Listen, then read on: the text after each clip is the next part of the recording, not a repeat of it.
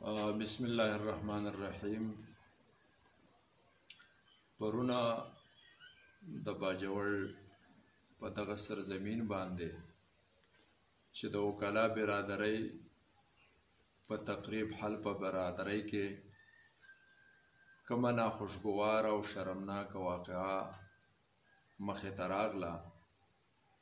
ذاتی طور باندې خو ما په دې باندې سویل هم مناسب نه غوښتل، خو د ملګرو اصرارو چې یو دوه درې خبرې دې باندې وشي، نو د ټولو نه اول زه د دې واقعې په شدیدو الفاظو کې مذمت کوم او د دې واقعې په نتیجه کې چې د کومو میلمنو زړونو ته کم درد رسېدلی دی، تکلیف رسېدلی دی، په هغې باندې معذرت خوا یو او شرمنده یو.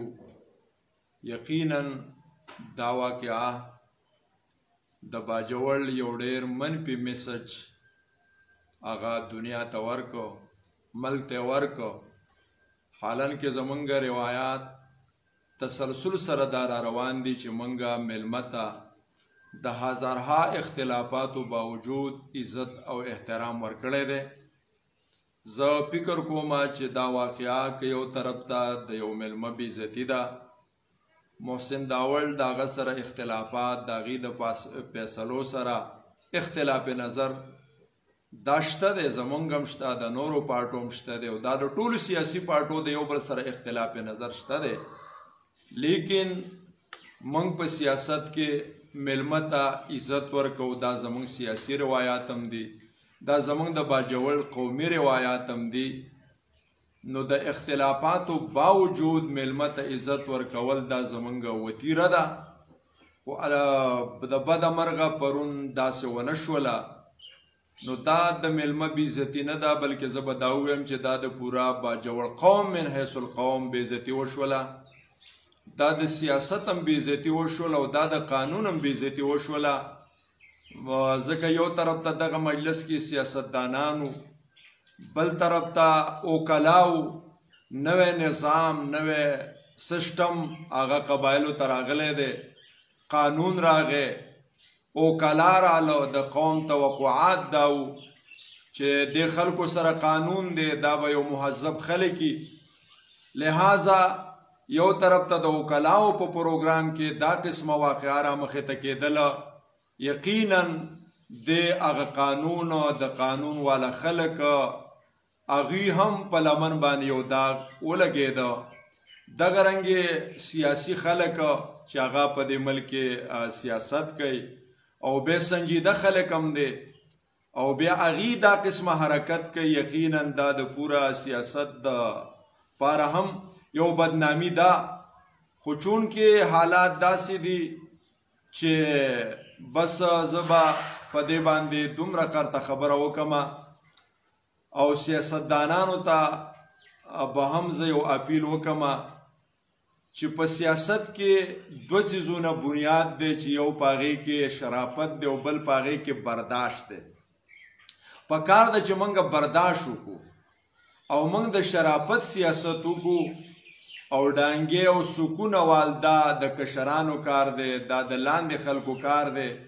موږ د دې څیز خلاف یو، موږ د مهذب او د شرافت نه ډک سیاست چې دی نو هغه موږ قایل یو.